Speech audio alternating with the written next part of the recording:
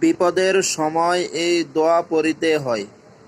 যদি কখনো বিপদ হয়, বিপদে পড়েন, তাহলে এই দোয়াটা স্মরণ করিবেন। এই দোয়াটা সবাই পড়িবেন, ইনশাআল্লাহ আপনার বিপদ মুক্ত হয়ে যাবে। দোয়াটা হচ্ছে লা ইলাহা ইল্লাল্লাহুল আজিমুল হালিম, লা ইলাহা ইল্লাল্লাহু রব্বুল আরশিল আযীম, লা ইলাহা ইল্লাল্লাহু রব্বুস সামাওয়াতি ওয়াল আরদি ওয়া রব্বুল আরশিল কারীম।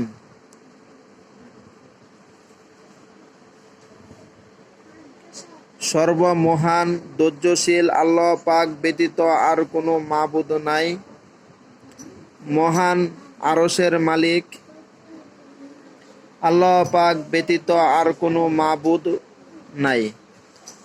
আকাশ ও জমিন সমূহের মালিক ও সম্মানিত আরশের মালিক আল্লাহ তাআলা ব্যতীত আর কোনো মাবুদ বা উপাস্য নেই।